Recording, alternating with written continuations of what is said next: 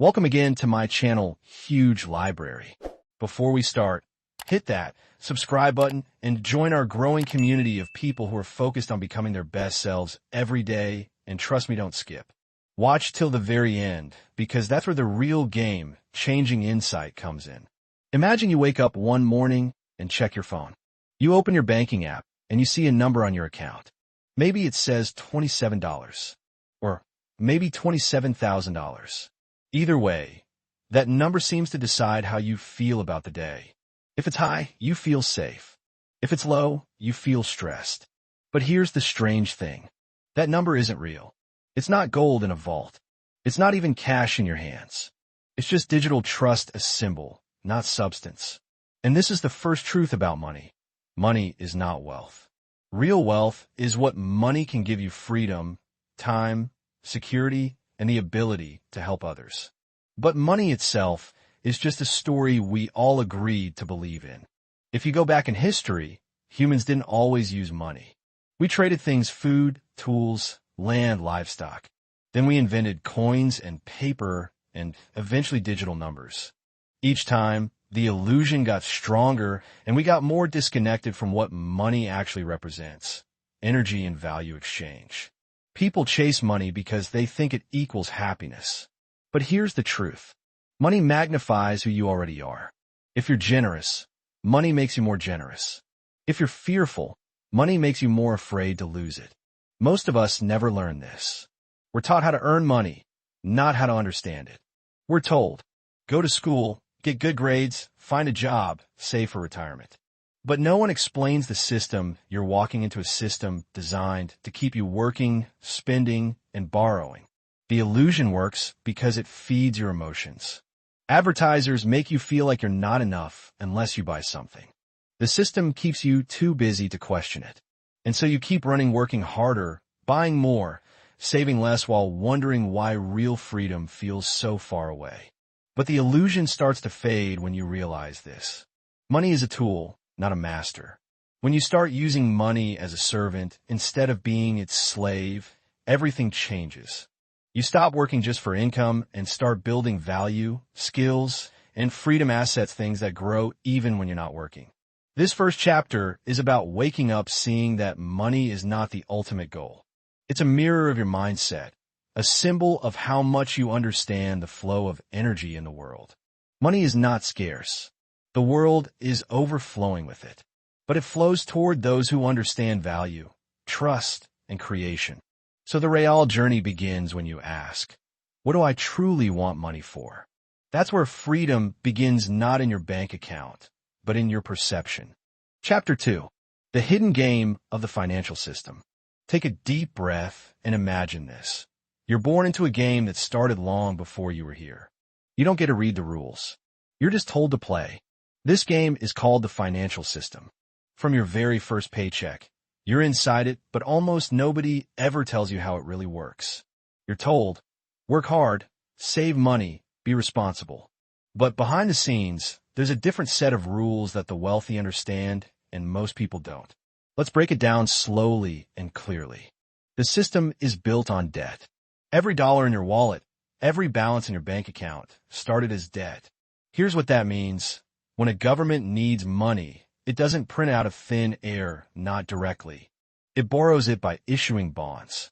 Banks buy those bonds, and in return, the government owes interest. Then, banks lend out money to people like you: mortgages, credit cards, business loans. But here's the shocking part. Banks don't actually have all the money they lend. They only keep a small fraction and create the rest with a few keystrokes. It's called fractional reserve banking, and it means most money isn't real cash. It's numbers created from loans. So, the system depends on you staying in debt. If everyone paid off their loans tomorrow, the economy would collapse, because that's how the system breathes. You were told saving money is safe. But saving cash in a system built on inflation means your money loses value every year. The price of food, fuel, and housing keeps rising, but your salary struggles to keep up. That's not a flaw. It's by design. Inflation. Some say the silent thief. Inflation sounds complicated, but it's really simple. When governments and banks create more money, the value of each dollar goes down. Imagine a pie cut into 10 slices. If we suddenly cut it into 20 slices, your slice didn't grow, it just got thinner. That's what happens to your money when more currency is printed. Prices rise, but your income doesn't always rise with them. That's why your grandparents could buy a house on one income, and now, 2 full-time jobs barely cover rent. Inflation slowly transfers wealth from savers to borrowers, from workers to owners. It rewards those who use debt to buy assets and punishes those who save in cash. It's not an accident, it's a rule of the hidden game. The wealthy play by different rules. Here's what the rich figured out. If money loses value over time, don't save it, use it. They borrow cheap money to buy things that go up in value. Real estate, businesses, stocks, assets that produce cash flow. Then inflation works for them, not against them. While your savings lose value, their debts shrink in real terms because they owe money in dollars that are worth less each year. That's why the rich seem to get richer even when the economy struggles. They understand the rules, and they play a different game. Meanwhile, most people are stuck playing the wrong game, trying to save their way to wealth in a system designed to devalue savings. The education trap. You were taught math, history, and maybe biology, but never financial literacy. Schools don't teach you how money works, how to invest, or how the banking system profits from your ignorance. Why? Because educated, financially independent people don't make good employees or obedient consumers. The system needs workers, people who trade time for money, people who fear losing their jobs, people who borrow to survive. That's not a conspiracy. It's just incentives. Everyone acts according to what benefits them. And the system benefits from your participation, not your escape. The way out: learn the rules. The good news? Once you see the game, you can start to play it differently. Instead of working for money, you learn to make money work for you. Instead of saving, you invest in value. Instead of fearing debt, you learn how to use good debt, the kind that builds wealth, not destroys it. The first step to freedom isn't earning more. It's understanding. When you know how the system works, you stop being a pawn and start becoming a player. The mindset shift. Most people say, I need more money. But what they really need is a new relationship with money. Money is a reflection of your awareness. When you understand it deeply, you stop chasing it and it starts finding you. Because money flows to clarity, value, and trust. You can't control inflation or government policy, but you can control your knowledge, your habits, and your mindset. And that's where real power begins. Chapter 3. How to Escaping the Money Trap. Imagine this. You wake up, rush to work, spend your day doing tasks you don't love, come home tired, eat, scroll your phone, go to sleep, and then repeat it all tomorrow. You tell yourself, I'm doing this for the money. But months pass, then years. And somehow, despite all your hard work, money still feels tight. You get a small raise, but your bills rise too. You start saving a little, then a car repair, a hospital bill, or a rent increase wipes it out. It feels like running on a treadmill that never stops. That's the money trap. The money trap, the cycle of work and spend. From childhood, you were trained for it. You were told, go to school, get good grades, find a secure job. But no one told you that the secure job is part of a system designed to keep you chasing stability you'll never quite reach. Here's how the trap works. You earn money. You spend it often on things you don't truly need. You borrow to buy more. You work harder to pay it back. You repeat. And all the while, your dreams, the ones you had as a kid, slowly fade behind the routine. The trap isn't about lack of money. It's about lack of awareness. Most people don't control their money. Their money and their habits control them. The emotional connection to money. Money isn't just numbers. It's emotional energy. Think about it. When you get paid, you feel relief or excitement. When you lose money, you feel pain or fear. When you can't afford something, you feel shame. Money triggers some of the deepest human emotions: safety, status, self-worth. And the system plays on that. Advertisements don't sell products, they sell feelings. A luxury car promises confidence. An expensive watch promises respect. A new phone promises connection. So you buy not because you need it, but because you're chasing the feeling. That's how the trap keeps you in motion, by keeping you emotionally hooked. Freedom begins when you detach your self-worth from your net worth. Escaping step 1, awareness. The first step to escaping is simple but powerful. See the pattern. Take an honest look at your life. Where does your money actually go? What emotions trigger your spending? What stories do you tell yourself about why you need things? Write them down. No judgment, just awareness. Most people never do this. They stay busy earning and spending without ever questioning why. But awareness changes everything. Once you see the invisible strings, they can no longer control you. Escaping step 2. Redefine what wealth means. Ask yourself, what does being rich mean to me? Most people answer with numbers. $1 million, a big house, a fancy car. But those are symbols, not the feeling you're chasing. The real goal behind money is freedom. Freedom of time. Freedom of choice. Freedom from fear. You can have that feeling long before you're rich. You can design a life that costs less but gives you more joy, time, and peace. That's the essence of real wealth. Not how much you own, but how little you need to feel complete. Escaping step 3. Create systems, not stress. You don't escape the trap by working harder. You escape it by working smarter, by building systems that grow money while you sleep. Here's the secret the wealthy know. If your money isn't working for you, you'll always work for money. Start small. Automate saving and investing. Build skills that can earn even when you're not on the clock. Learn how assets, not jobs, create lasting income. Every dollar you earn has a choice. Either it becomes a worker that builds freedom or a prisoner that disappears into expenses. Your goal is to make your money your employee, not your boss. Escaping step 4. Build financial independence, one layer at a time. Freedom doesn't come all at once, it comes in layers. Layer emergency cushion. Have 3 to 6 months of expenses saved. That's your foundation. Layer 2. Eliminate bad debt. Credit cards, payday loans, high-interest traps. Layer 3. Build income streams. Start a side hustle, invest, or create digital value. Layer 4. Ownership. Own assets that generate cash. Property, stocks, business equity. Layer 5. Purpose. Use your money to serve something bigger: creativity, family, community, legacy. Each layer builds strength and freedom. You don't need to be rich to start, you just need to start. Escaping step 5. Mindset transformation. The most powerful shift is mental. Stop saying, I can't afford that. Start asking, how can I afford that? The first shuts your brain off. The second turns it on. Stop thinking like a consumer. Start thinking like a creator. Stop trading time for money. Start building systems that trade value for money. And most of all, stop chasing.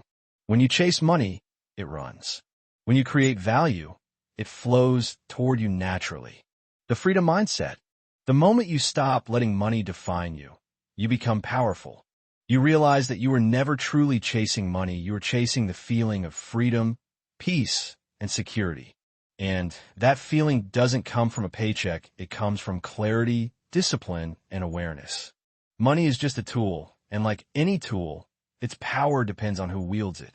When you master yourself, you master money. And when you master money, you gain something far greater: the ability to live life on your own terms. Chapter 4. How the rich think differently. Let's pause for a moment. Close your eyes and imagine 2 people standing side by side. They both wake up at 6 a.m., they both have 24 hours in a day, and they both have bills to pay. One of them struggles every month, always running out of money. The other one seems to grow richer every year, not by working harder, but by thinking differently. That difference, the difference between the poor and the wealthy, doesn't start in the bank account. It starts in the mindset. The rich don't think earning, they think creating. Most people think like this: if I want more money, I need to work more hours. That sounds logical, but it's a trap. Because your time is limited.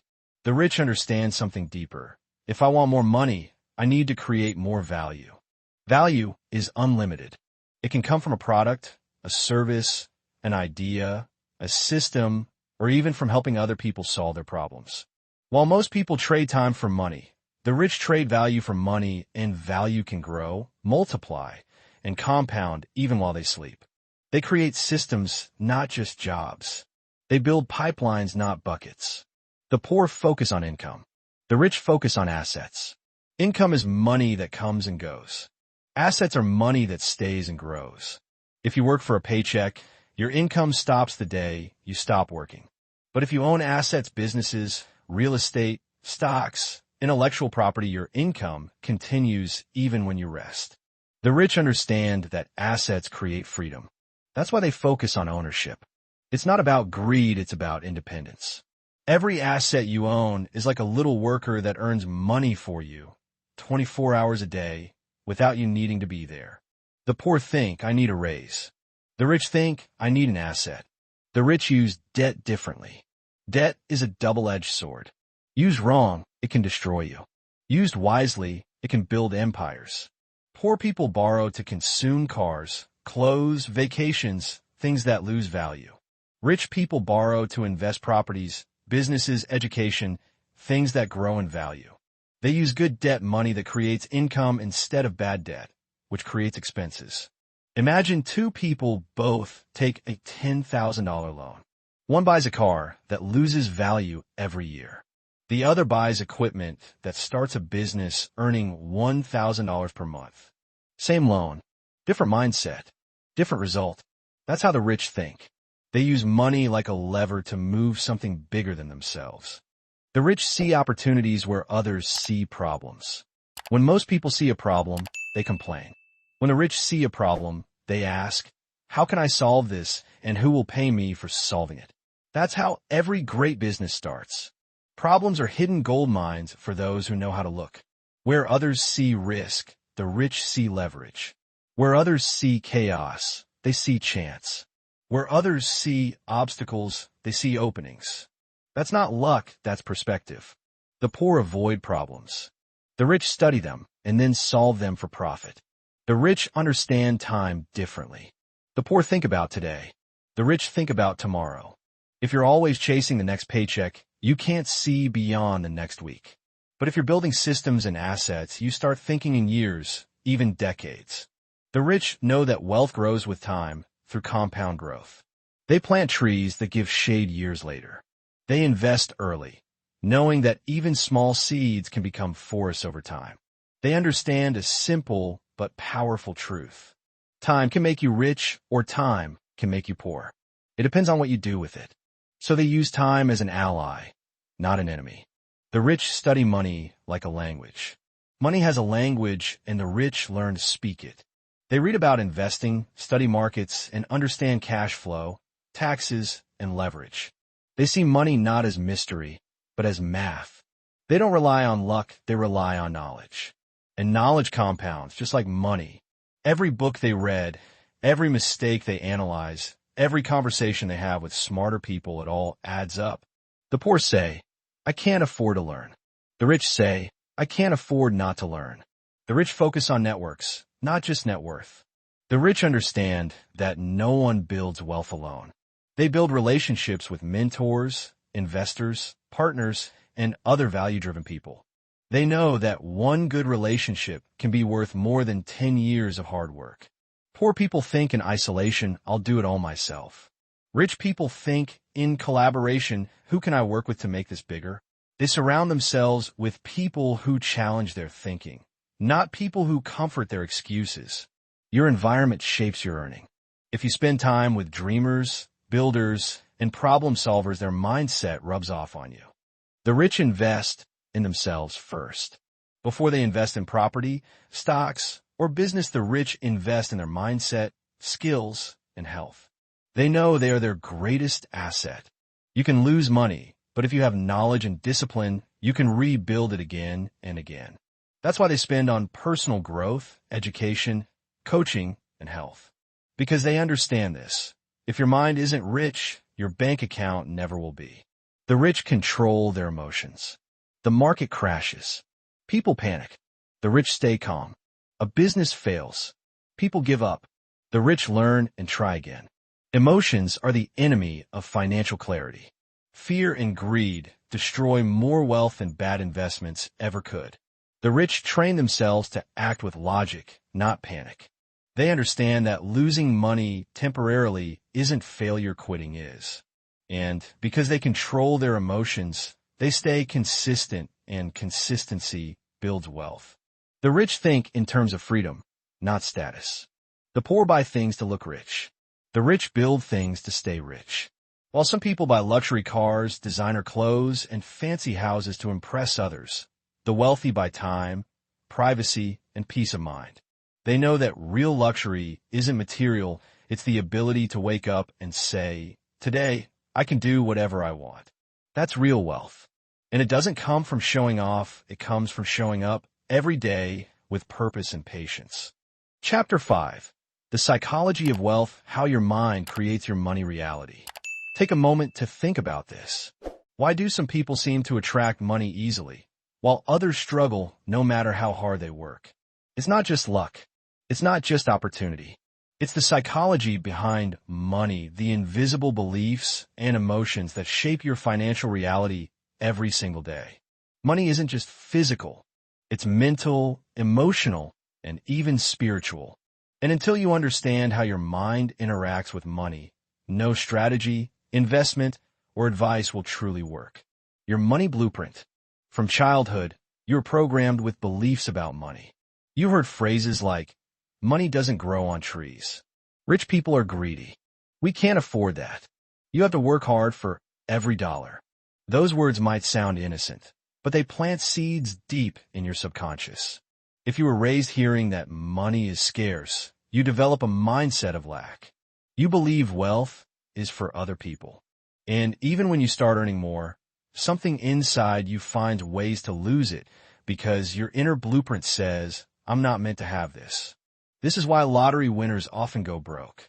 It's not bad luck, it's a mental mismatch between their new wealth and their old beliefs. Your outer world always matches your inner world.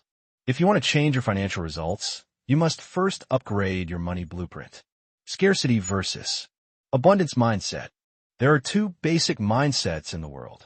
Scarcity, believing there's not enough to go around.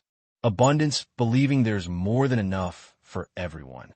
A scarcity thinker says, "If they win, I lose." Money is limited. I can't risk losing what I have. An abundance thinker says, "There's always more opportunity. If I create value, money will come." There's enough success for everyone. The difference is massive. Scarcity keeps you playing small, afraid to try, afraid to invest, afraid to grow. Abundance makes you curious, creative, and courageous. Scarcity clings. Abundance flows. When you move from fear to faith, from not enough to more than enough, the world starts to respond differently. Because your energy changes, your decisions change, and your results change. The hidden power of beliefs. Every belief you have about money becomes a self-fulfilling prophecy. If you believe money is evil, you'll subconsciously push it away. If you believe you don't deserve wealth, you'll sabotage it. If you believe making money is hard, you'll make it hard without even realizing it. But if you believe that money is a tool for freedom and contribution, you'll start using it wisely, not fearfully. Your beliefs create your behavior, and your behavior creates your results. So if you want to change your financial life, don't start with numbers, start with narratives. Ask yourself, what do I really believe about money? Whose voice is guiding those beliefs, mine or someone else's? Most of our financial beliefs aren't ours. They were inherited from parents, teachers, culture, religion, or society. Freedom begins when you start rewriting that script. Emotional triggers and money. Money is one of the most emotional subjects on earth. It can trigger fear, guilt, shame, pride, or power, sometimes all at once. Think about how you feel when you get an unexpected bill. You see someone richer than you. You want something but can't afford it. You lose money in an investment. Each of those moments reveals your emotional relationship with money.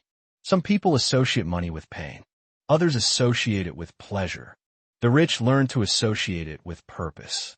They don't see money as something to chase or fear, but as a form of energy that flows in exchange for value. When you let go of emotional extremes, the fear of losing and the greed of wanting, you find balance. And in balance, you make wiser financial choices. The subconscious patterns that block wealth. Here are the most common subconscious blocks that keep people from wealth. Fear of success. If I get rich, people will hate me. Fear of responsibility. More money means more problems. Fear of loss. What if I invest and lose it? Fear of identity change. Who will I be if I'm not struggling anymore? Fear of judgment. What will my family think if I'm successful? Each of these fears keeps you small. They make you play it safe, even when safe is just another word for stuck to truth. You're not afraid of money, you're afraid of what money will change about you. But here's the twist. Money doesn't change who you are. It reveals who you are. It gives you more choices, more reach, and more influence. If you're kind, you'll become kinder. If you're greedy, you'll become greedier. Money doesn't corrupt, it amplifies. The hidden power of beliefs. Every belief you have about money becomes a self-fulfilling prophecy. If you believe money is evil, you'll subconsciously push it away. If you believe you don't deserve wealth, you'll sabotage it. If you believe making money is hard, you'll make it hard without even realizing it. But if you believe that money is a tool for freedom and contribution, you'll start using it wisely, not fearfully. Your beliefs create your behavior, and your behavior creates your results. So if you want to change your financial life, don't start with numbers, start with narratives. Ask yourself, what do I really believe about money? Whose voice is guiding those beliefs, mine or someone else's? Most of our financial beliefs aren't ours. They were inherited from parents, teachers, culture, religion, or society. Freedom begins when you start rewriting that script. Emotional triggers and money. Money is one of the most emotional subjects on earth. It can trigger fear, guilt, shame, pride, or power, sometimes all at once. Think about how you feel when you get an unexpected bill. You see someone richer than you. You want something but can't afford it. You lose money in an investment. Each of those moments reveals your emotional relationship with money. Some people associate money with pain. Others associate it with pleasure. The rich learn to associate it with purpose. They don't see money as something to chase or fear, but as a form of energy that flows in exchange for value. When you let go of emotional extremes, the fear of losing and the greed of wanting, you find balance. And in balance, you make wiser financial choices.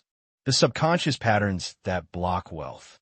Here are the most common subconscious blocks that keep people from wealth. Fear of success. If I get rich, people will hate me. Fear of responsibility. More money means more problems. Fear of loss. What if I invest and lose it? Fear of identity change. Who will I be if I'm not struggling anymore? Fear of judgment. What will my family think if I'm successful? Each of these fears keeps you small. They make you play it safe, even when safe is just another word for stuck to truth. You're not afraid of money, you're afraid of what money will change about you. But here's the twist. Money doesn't change who you are. It reveals who you are. It gives you more choices, more reach, and more influence. If you're kind, you'll become kinder. If you're greedy, you'll become greedier. Money doesn't corrupt, it amplifies. How the wealthy think about fear. Wealthy people feel fear too, but they respond differently. Where most people freeze or retreat, the rich analyze, adapt, and move forward anyway. They understand that fear is just information, not a stop sign. They ask, what's the lesson here instead of why me? They use fear as a compass, a signal pointing toward growth. Every time you step past fear, you expand your comfort zone. And every time you expand your comfort zone, you expand your wealth zone. The connection between self-worth and net worth. Here's a truth most people never realize. Your self-worth sets the ceiling on your net worth. If you secretly feel unworthy of wealth, you'll find ways to lose it. You'll undercharge. You'll hesitate. You'll self-sabotage.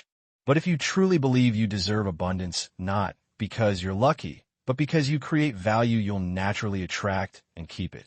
The world pays people in proportion to the value they provide and the confidence with which they provide it. When you raise your inner worth, you raise your outer wealth. You stop saying, I hope I can, and start saying, I know I can. That confidence is magnetic and money follows it. The energy of money. Money is like water, it flows where it's welcomed, respected, and circulated. If you hoard it with fear, it stagnates. If you waste it carelessly, it evaporates. But if you manage it wisely, spending, saving, investing, and giving, it keeps flowing back to you. That's the secret most never learn. Money is not a possession. It's a relationship. And like any relationship, it responds to your energy. If you chase it desperately, it runs. If you respect it and use it with purpose, it stays. Gratitude multiplies it. Generosity amplifies it. Wisdom sustains it. Reprogramming your money mindset. To rewire your financial psychology, start with these steps. Awareness. Notice your beliefs and emotional reactions around money. Rewrite. Replace limiting thoughts money is hard to make with empowering truths money flows through value. Action. Take small steps that prove your new beliefs are true. Save, invest, create, give. Environment. Surround yourself with abundance-minded people and ideas. Consistency. Repeat this daily. New beliefs grow through repetition and evidence. Remember, you don't attract what you want, you attract what you believe. Freedom through mastery. When you understand your psychology around money, you stop being controlled by it. You no longer chase money out of fear or lose it out of guilt. You handle it calmly, wisely, intentionally. That's when wealth becomes peaceful, not a source of stress, but a symbol of your growth. Because the ultimate goal isn't to make money. It's to become the kind of person who can handle it with grace, wisdom, and confidence. Chapter 6. Breaking free from financial fear. Fear is one of the most powerful forces shaping your financial life. Fear makes you hesitate, hold back, play small, and cling to safety even when safety keeps you stuck. Most people never build wealth not because they aren't smart or capable, but because they're afraid. Afraid of losing money, afraid of failing, afraid of looking foolish, afraid of taking risks. But here's the secret. Wealth and fear can't live in the same room. You either feed your fear or you feed your freedom. Understanding the nature of financial fear. Let's be honest, fear of money isn't just about numbers. It's about survival. Deep inside your brain, there's an ancient mechanism, the amygdala, that's been protecting humans for thousands of years. It reacts to danger, wild animals, cliffs, storms, and tells you, stay safe. But in the modern world, that danger looks different. It's not lions anymore, it's losing your job, making a bad investment, being rejected, or running out of money. Your brain still triggers the same panic response. Heart racing, palms sweating, that knot in your stomach. It whispers, don't take that risk. You might fail. Play it safe. The problem is the modern world rewards those who can move through fear, not hide from it. If you always choose safety, you'll never reach freedom. How fear shapes financial behavior. Fear doesn't just live in your mind, it shows up in your habits. It makes people stay in jobs they hate because they're afraid of losing security. Avoid investing because they're afraid of losing money. Spend impulsively because they're afraid of missing out. Stay silent about raises or business opportunities because they're afraid of rejection. Fear creates financial paralysis. It keeps you busy but not moving forward. You work hard, but you're running in circles. You're doing something but not the right thing. The result, you stay exactly where you are, while fear quietly steals your dreams. The difference between real risk and emotional risk. Here's a truth that most people never learn. There's a difference between real risk and emotional risk. Real risk is measurable, it's logical, calculable, and manageable. Example, investing $100 knowing there's a 20% chance you might lose it. Emotional risk is imaginary, it's the fear of embarrassment, failure, or judgment. You might not invest, not because you'll actually go broke, but because you're scared of feeling stupid if it doesn't work. Most people's biggest financial fears are emotional, not real. They aren't facing bankruptcy, they're facing self-doubt. But your emotions aren't facts. They're signals, and you can learn to understand them instead of obeying them. The fear of losing what you have. One of the biggest traps is loss aversion, the fear of losing something you already possess. Psychologists found that losing $100 hurts twice as much as gaining $100 feels good. That's why people stay in bad investments, bad jobs, and bad habits. They're scared of loss, even when staying costs more over time. But what if loss isn't failure?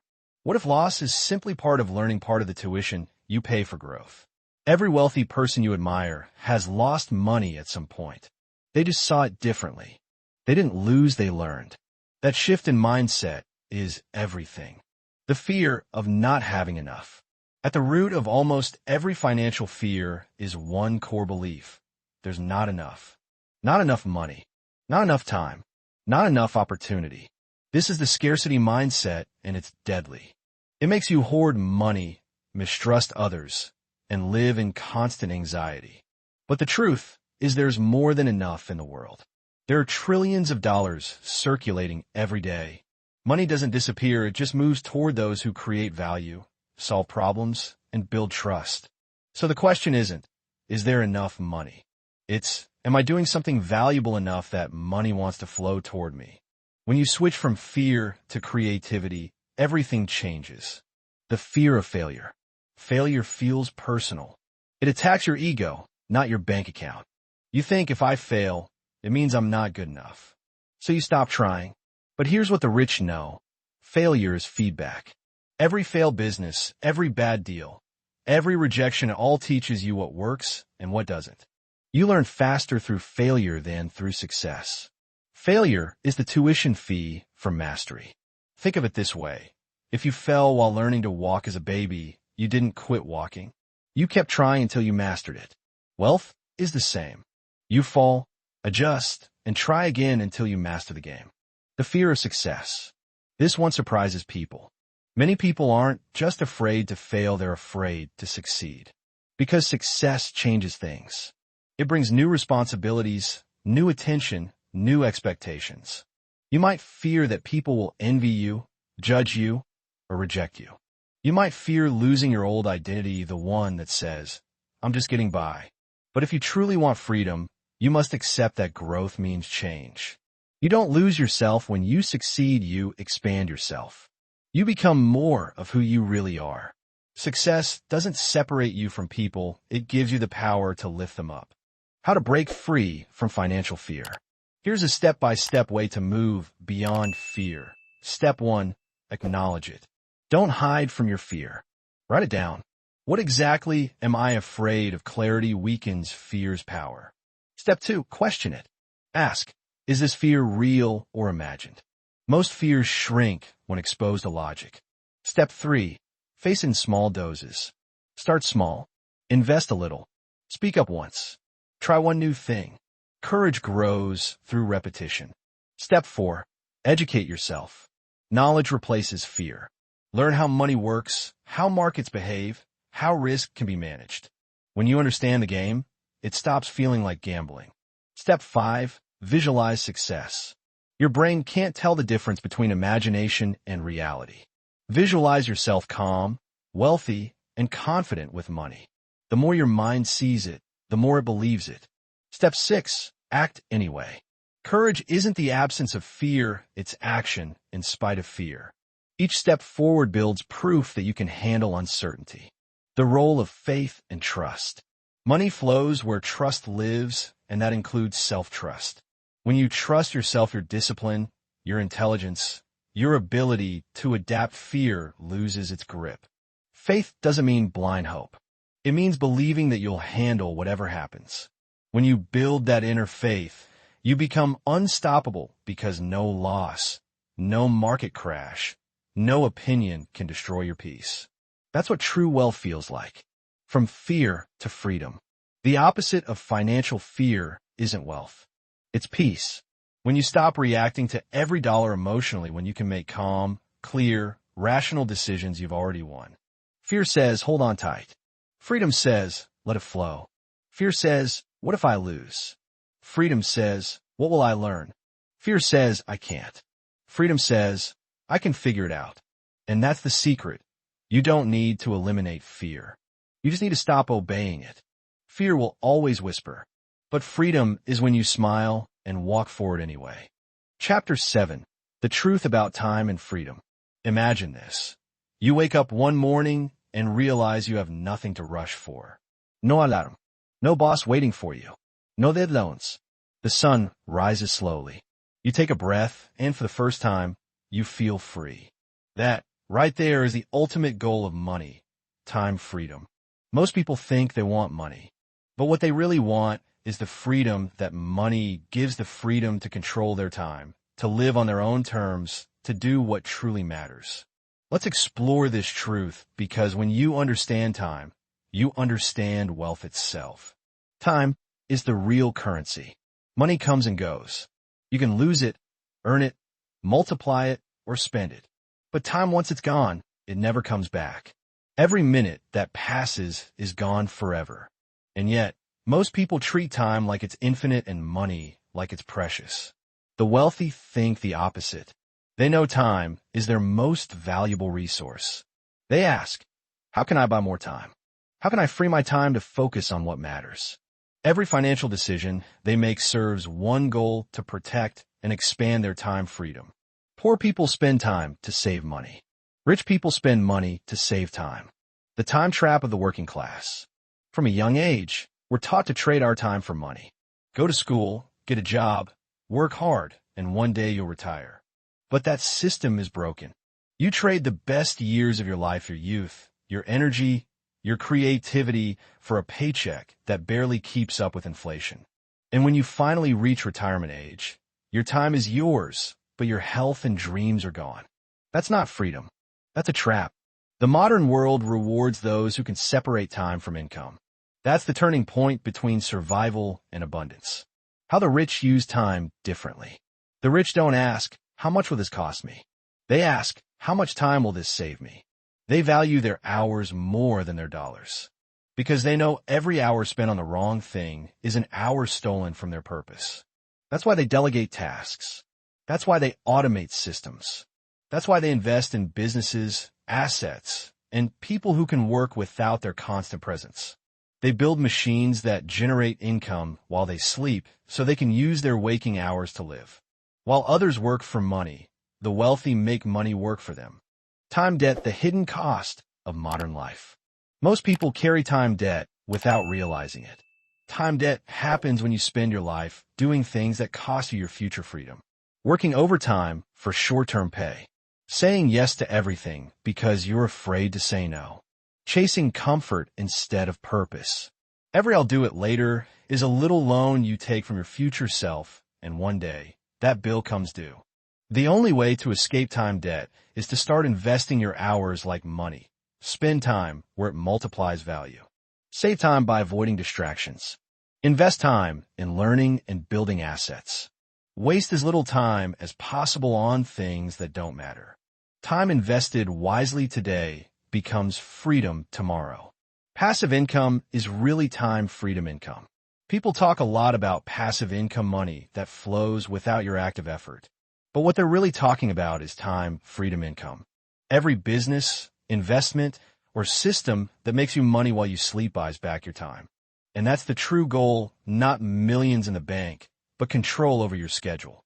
Imagine having your bills paid automatically every month by the income your assets generate. You don't need to rush. You don't need to stress. You get to choose what to do with your day. That's not fantasy, that's the reward for thinking long-term, building systems, and valuing your time correctly. Time multipliers, how the wealthy get ahead faster. Here's how the rich create more time. They automate. They use tools, software, and technology to handle repetitive tasks, from emails to investments. Automation isn't about laziness. It's about efficiency. It frees your mind for bigger ideas. They delegate. They pay others to do what doesn't require their expertise: cleaning, scheduling, editing, errands. Not because they're arrogant, but because their hour is worth more elsewhere. They systematize. They turn chaos into order, creating repeatable routines for business, health, and life. Systems save time, reduce mistakes, and create consistency. They invest early, because compounding doesn't just work for money, it works for time too. The earlier you start building, the less effort you need later. They say no more often. The rich understand that no protects their yes. They say no to distractions, drama, and anything that doesn't align with their vision. The lie of busy. The poor and middle class are often busy. Their calendars are full. Their minds are overwhelmed. Their energy is drained. But busy doesn't mean productive. It just means distracted. Busyness gives the illusion of progress, but it's really avoidance. You could be busy all day doing things that don't move your life forward. The wealthy understand the power of focus. They do less, but what they do matters. They know that 1 hour of focused action is worth more than 10 hours of mindless effort. So ask yourself, are you busy surviving, or are you busy creating freedom? The emotional side of time. We often think time management is about calendars, alarms, or to-do lists. But it's really about emotions. People waste time not because they don't know what to do, but because they don't feel ready. They procrastinate, doubt, hesitate, or wait for motivation. But here's the truth. Motivation doesn't create action. Action creates motivation. When you act, even a little, you build momentum. And momentum is what turns time into progress. Your future self is waiting. The sooner you start, the sooner you meet them. The Freedom Ladder, 4 levels of time mastery. Let's break this down step by step. Level 1, time slavery. You trade time for money. You stop earning the moment you stop working. Level 2, time leverage. You learn to use tools, technology, and people to multiply your efforts. Level 3, time independence. You earn through systems and assets. Money works without your daily input. Level 4, time freedom. You live by design, not by demand. You choose your projects, your pace, your peace. This is where wealth becomes purpose, where you use your freedom to create impact. How to buy back your time. Here's how you can start today. Track your time. Just like you track money, measure where your hours go each day. Awareness is the first step. Eliminate what drains you. Cut out tasks, habits, and relationships that steal time without adding value. Invest in systems. Start small. Even automating a single bill or using a calendar can save mental energy. Build assets. Learn skills that earn while you sleep. Digital products, real estate, investments, content, or code. Prioritize energy. Rest, sleep, and health are time multipliers. You think faster, decide better, and act wiser when you're well. Guard your focus. Distraction is the biggest thief of modern time. Protect your attention like it's gold, because it is. The emotional reward of time freedom. When you have time freedom, your whole energy changes. You become calm, patient, and creative. You no longer rush to prove your worth. You simply live your worth. You spend time with people you love. You think deeply. You rest when you need to. You learn for joy, not for survival. You move from existence to experience. And that's what most people are truly chasing when they say they want to be rich. The paradox of time. Here's a gentle truth. You can't save time. You can only spend it wisely. Every day, your life's hourglass empties a little more. The grains that fall are gone forever. So, what will you do with the sand that remains? Will you trade it for comfort? Or will you invest it in freedom? Because in the end, the purpose of wealth isn't to buy things. It's to buy time and then use that time to create a life worth living. Chapter 8. The Secret Power of Compounding: How Small Actions Build Massive Wealth. Have you ever watched a tree grow? At first, it's just a seed. Tiny.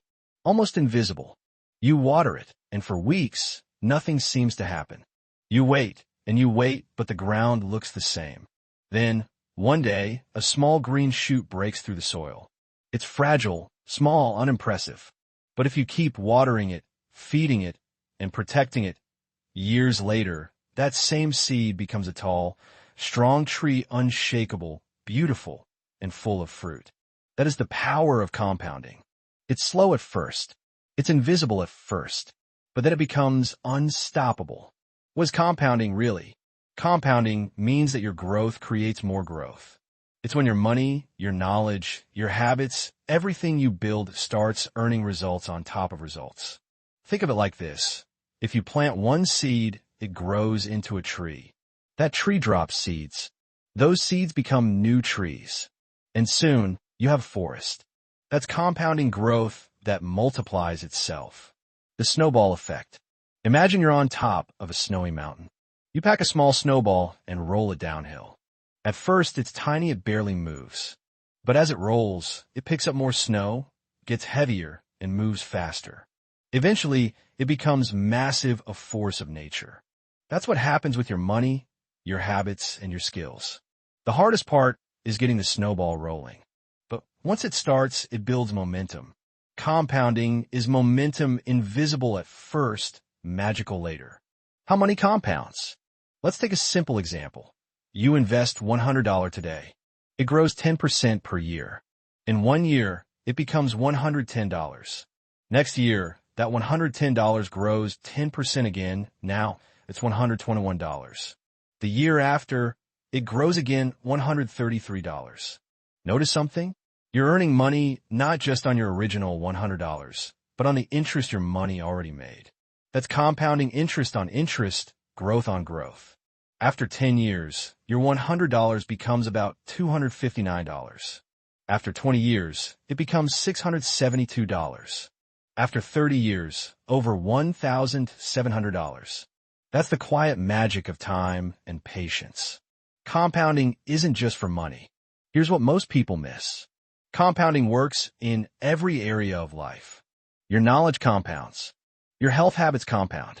Your relationships, your skills, your mindset, they all grow exponentially over time. When you read one book, it might not change much. But 50 books later, your mind thinks differently. When you save a little every week, it doesn't seem like much. But years later, it gives you freedom. When you exercise a little each day, it doesn't show instantly. But years later, you're strong, confident, and alive. Small actions, repeated consistently, create massive results over time. That's compounding, the slow magic that builds empires silently. Why most people never experience compounding?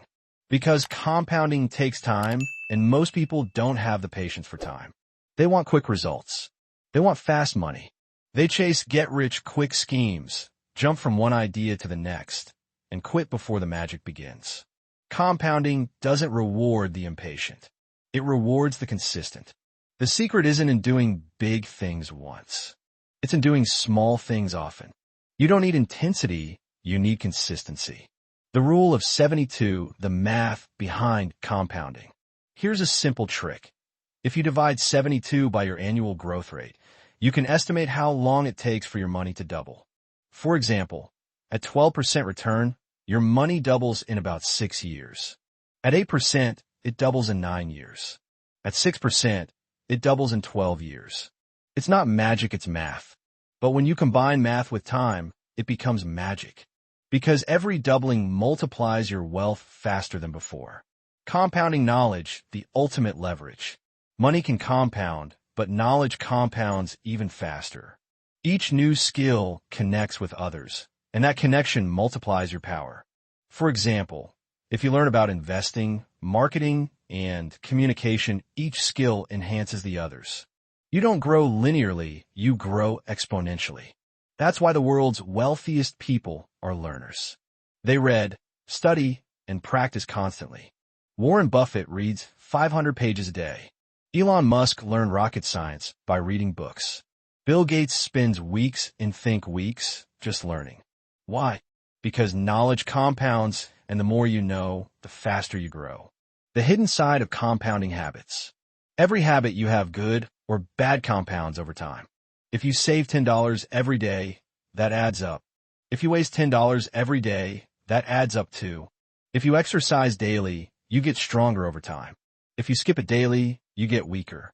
If you feed your mind positive thoughts, your confidence compounds. If you feed it fear, your anxiety compounds. Compounding doesn't care what you choose. It works for everything. That's why your choices matter, not just once, but every day. Patience, the price of compounding. Compounding rewards the patient and punishes the restless. The first few years are always the hardest because you see little progress. It feels slow, boring, invisible. But that's the test. Most people quit right before the explosion of results. Think of bamboo. For the first 5 years, you see almost nothing above the ground. But during that time, its roots are growing deep, strong, and wide. Then suddenly, in just 6 weeks, it shoots up 90 feet into the air. That's what compounding does. It grows roots before results. Be patient. Your success is growing beneath the surface. The enemy of compounding: interruption. Compounding only works if you don't interrupt it. Every time you withdraw savings, stop investing, or quit a habit, you reset the process. It's like starting a fire and blowing it out halfway. The greatest wealth builders protect the compounding process. They leave their investments alone. They stay consistent with their routines. They don't chase quick rewards. They understand that compounding is like a slow cooker. You can't rush it, or you ruin it. Compounding in relationships. Compounding isn't just numbers and money, it's emotional too. Every act of kindness you show someone adds up. Every moment of trust you build compounds into loyalty. Strong relationships, business or personal, are built through small, consistent actions.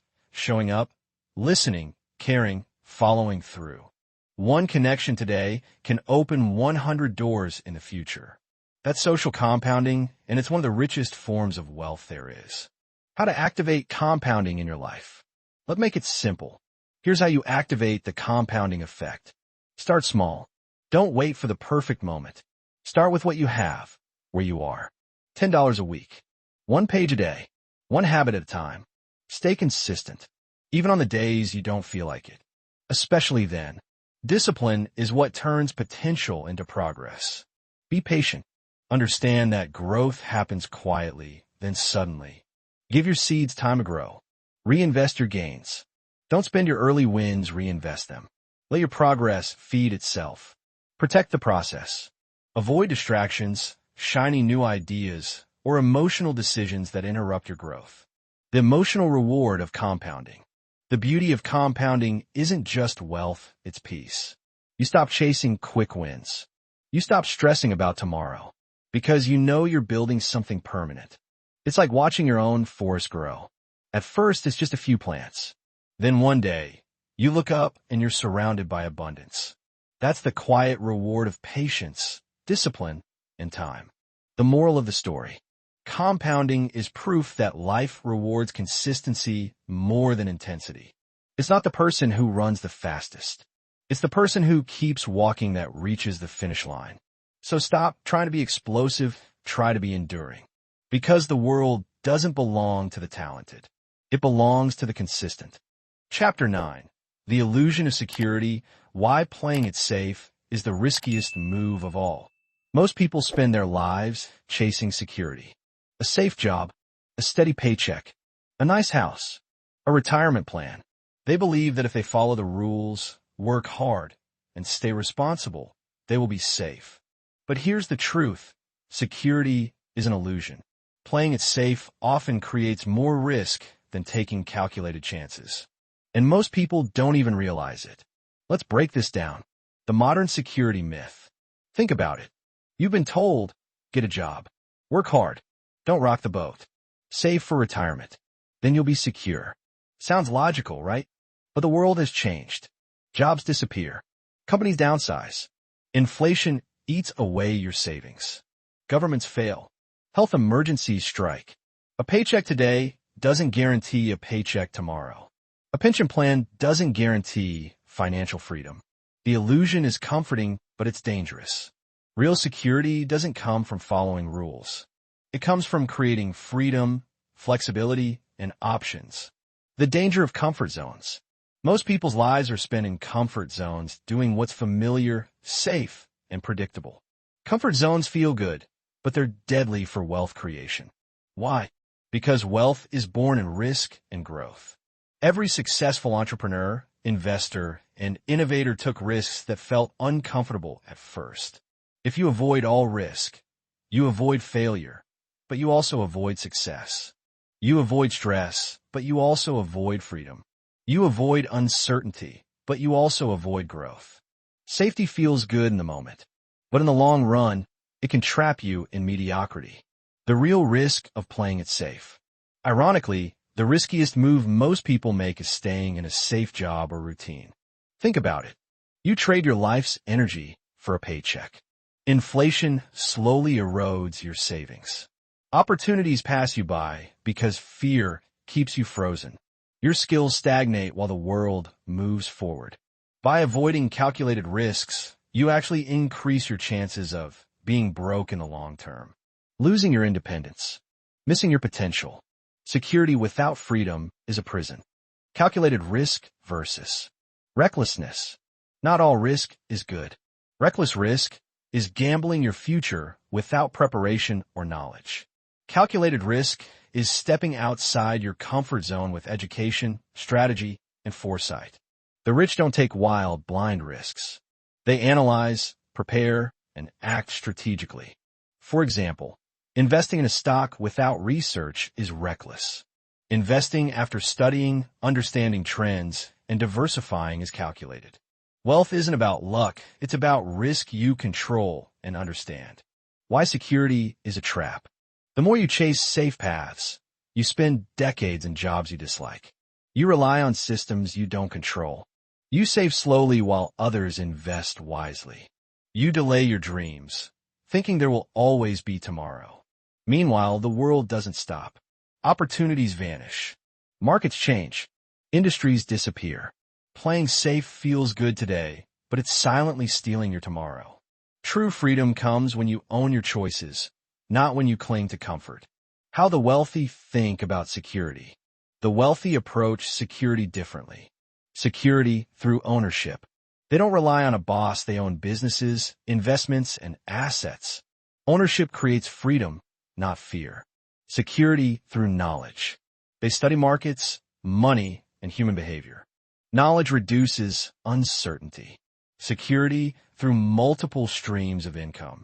One job? Risky. Multiple streams? Safer and more flexible. Security through adaptability.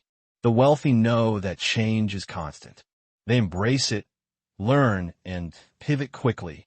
Security isn't about avoiding risk, it's about controlling risk. The illusion of the retirement plan. Most people are told, work hard for 40 years, retire at 65, then enjoy life. Here's the problem. Inflation makes your savings worth less. Health declines, so you can't fully enjoy freedom. Emergencies strike, and your plans fail. By the time most people retire, they've spent their best years trapped in a system that promised safety but delivered stress. The wealthy don't wait to retire to enjoy life. They build financial freedom now, even while working. The true safety net. The real safety net isn't a job, a bank account, or insurance. The true safety net is skills that can generate income anywhere. Assets that create passive income. Networks of people you can rely on. Mindset and confidence to handle uncertainty. When you have these, you're never truly at risk, no matter what the world throws at you. Playing it safe versus playing it smart. There's a difference. Playing safe avoids discomfort, avoids risk, stays in comfort zone. Playing smart takes calculated risks, builds assets, invests in self, creates freedom. Smart risk is deliberate. Safe risk is reactive. Most people confuse the two. They think safe is smart, but in reality, it's often the opposite. How to break the security illusion. Step 1. Recognize the trap. Admit that traditional safe paths often limit your freedom. Step 2. Shift your mindset. See risk as opportunity. See failure as feedback. See uncertainty as growth. Step 3. Build true security. Invest in assets, skills, and multiple income streams. Don't rely on someone else to provide your safety. Step 4. Start small. You don't need to quit your job tomorrow, just start taking smart, calculated risks today. Step 5. Value freedom over comfort. Comfort is temporary. Freedom is permanent. Emotional freedom versus financial security. Here's the ultimate truth. You can feel safe without money, but you can't feel free without control over your life. Fear drives most people toward false security, the paycheck, the routine, the safe lifestyle. The wealthy, however, prioritize control over comfort. They know that a little discomfort today leads to a lifetime of freedom tomorrow. The paradox of risk and reward. The universe has a simple rule. The bigger the reward, the bigger the risk, but only if the risk is calculated.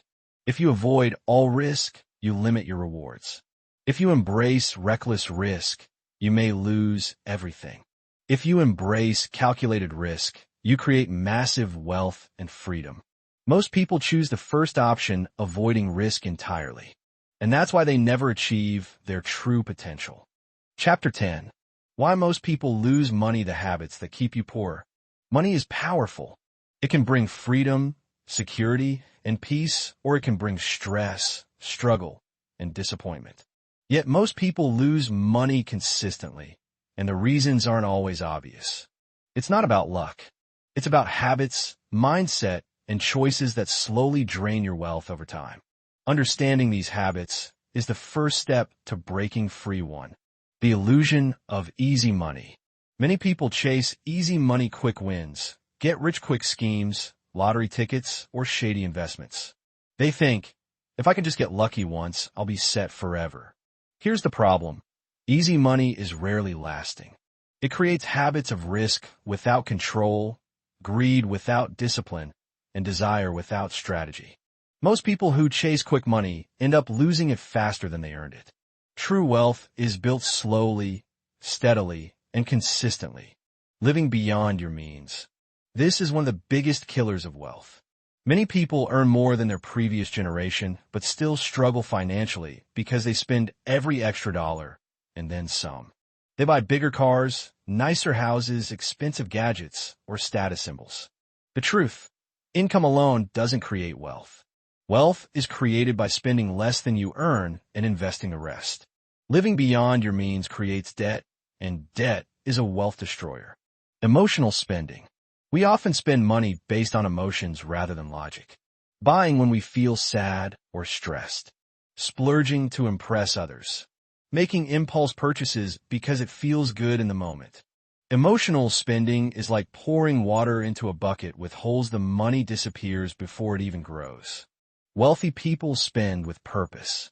They ask, will this purchase create value, save time, or generate more wealth?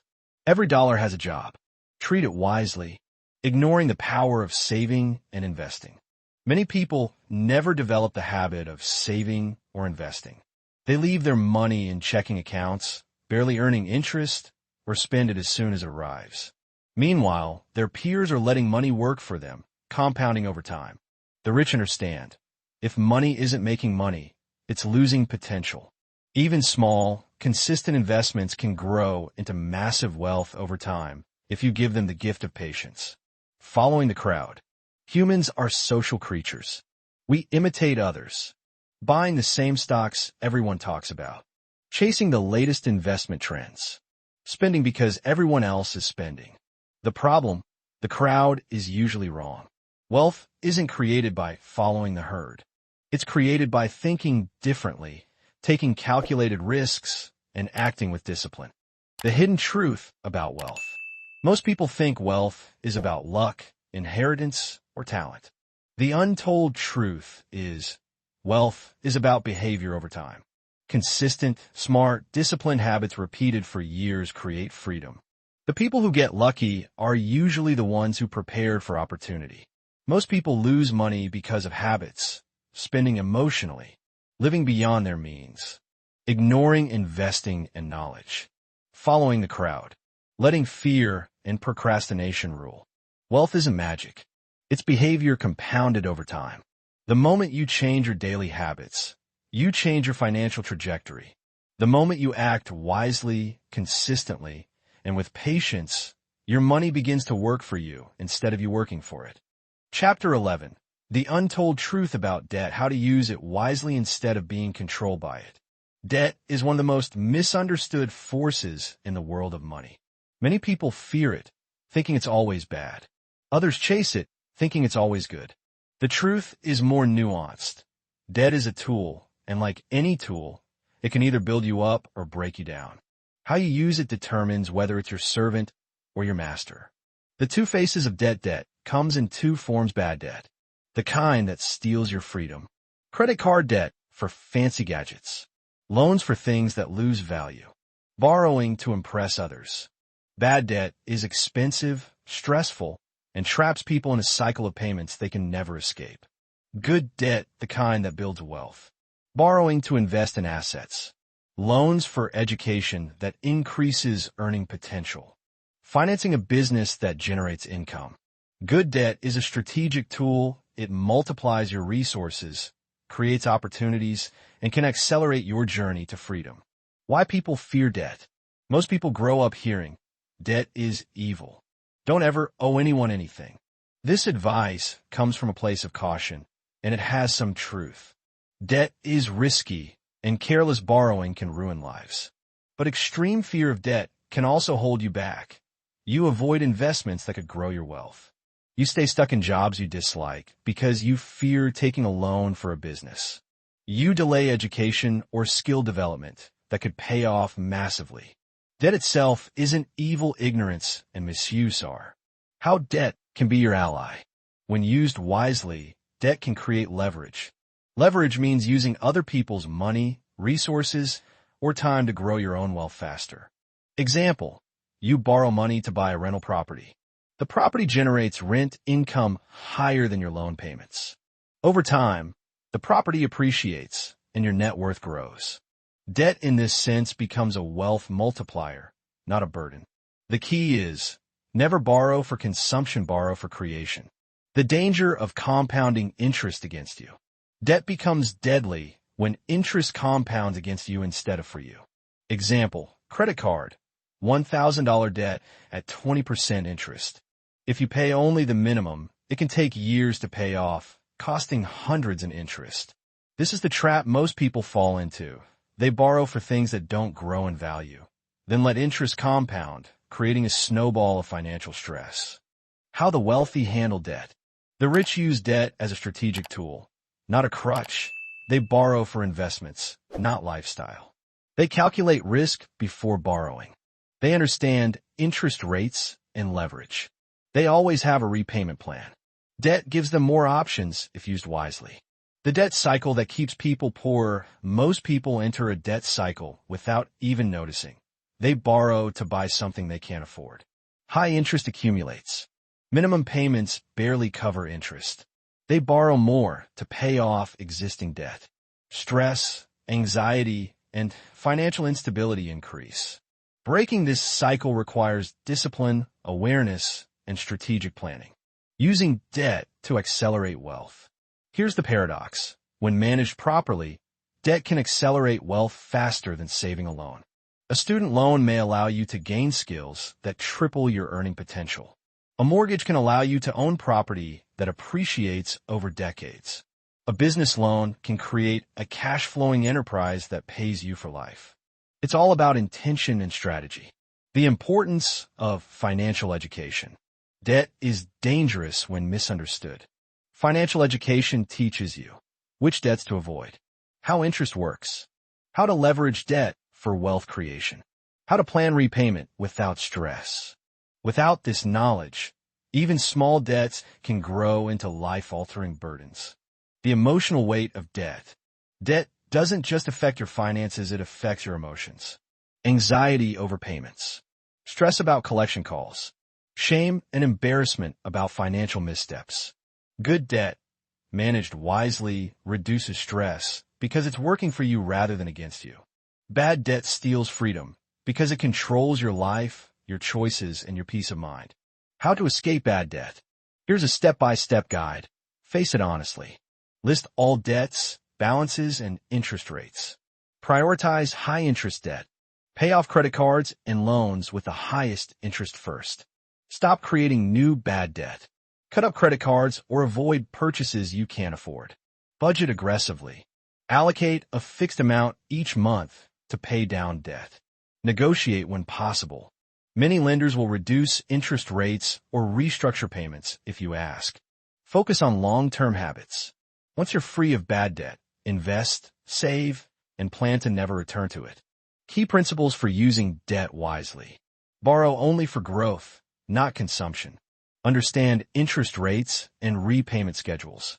Use debt to buy time, assets, or opportunities, not status. Avoid emotional or impulse borrowing. Always have a plan B in case something goes wrong. Debt is neither good nor evil, it's a tool. How you wield it defines its outcome. The untold truth about debt. Debt isn't inherently bad. It isn't inherently good. The untold truth is debt is a magnifier. It magnifies your wealth if used wisely.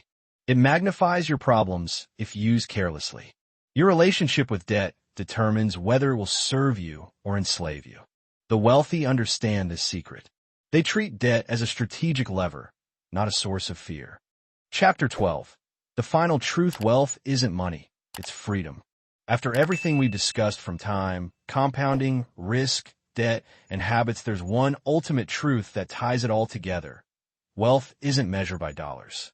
Wealth is measured by freedom. Not freedom from work alone. Not freedom from responsibilities. But freedom to choose how you live your life, how you spend your time, and how you grow. Money is just the tool. Time, knowledge, and habits are the engines. The illusion of numbers. Most people obsess over numbers. How much is in your bank account? How many zeros your net worth has? How expensive your possessions are? These numbers can make you feel rich temporarily, but they don't guarantee freedom. A millionaire chained to a miserable job is poorer than a modest earner with autonomy. True wealth is control, options, and peace of mind. Freedom is the real reward. All the strategies we've discussed, managing time, compounding, taking calculated risks, avoiding bad habits, and using debt wisely, serve one purpose: to give you freedom. Freedom to choose your work, choose your relationships, choose where you live, choose how you spend each day. Money itself is meaningless if it doesn't buy what matters most: your life back. The compound effect of a wealthy mindset. A wealthy life is the result of small, consistent choices repeated over years. Investing your time, energy, and money wisely. Learning continuously. Avoiding debt traps. Saying no to distractions. Taking smart risks instead of seeking false security. These choices compound over time, silently, invisibly, until one day you wake up with a life completely different from the one you feared. The role of purpose. Money amplifies life. Without purpose, it amplifies stress, consumption, and emptiness. Wealth is most meaningful when paired with purpose, helping others, creating something of value, leaving a legacy, living authentically. Without purpose, freedom becomes aimless. With purpose, even modest resources feel abundant. Legacy over lifestyle. The last lesson is about legacy. Money comes and goes. Jobs end. Health declines. But what you build, knowledge, wisdom, relationships, impact, can endure long after your time. The wealthy think in decades, not weeks. They invest in assets, but also in people. They understand that wealth is not what you take, but what you leave behind. The 4 pillars of true wealth. By now, you've seen the patterns. True wealth is built on 4 pillars. Time, freedom, the ability to choose your hours. Financial intelligence, knowing how to manage, grow, and protect money. Purposeful living, aligning your actions with what matters. Compound growth, letting habits, knowledge, and money work for you over time. When these 4 pillars are strong, life becomes less about stress and more about choice, creativity, and peace. The paradox of wealth. Here's the paradox.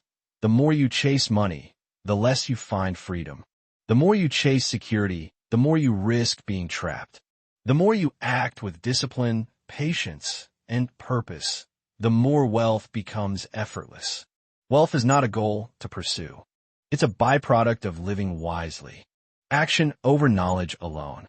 It's easy to read books, watch videos, and take notes. But knowledge without action is like a seed never planted. Your financial freedom depends on what you do consistently, not what you know temporarily. Start small. Track your time. Save and invest. Learn a skill that multiplies your income. Avoid destructive habits. Take calculated risks. Each small step compounds into life-changing freedom. The emotional payoff. The ultimate reward isn't a number in your bank account. It's calm mornings. It's control over your day. It's confidence in your choices. It's the ability to spend time with the people you love. It's knowing you can handle whatever life throws at you. That peace, that security built on freedom, is worth far more than money itself. The final truth: money is important. Time is invaluable. Knowledge is powerful. Habits determine destiny. Debt can be a friend or foe. But the untold truth, the deepest secret of wealth, is simple. True wealth is the freedom to live your life on your terms. Chase that, and everything else becomes a tool, not a trap. Thank you for visiting our YouTube channel's huge library audiobooks. We have more book about financial, motivation, investing, learn more forex trading, psychology, mindset. See you next books. Don't forget to subscribe if you want to help us. Please click on that black button you see down there.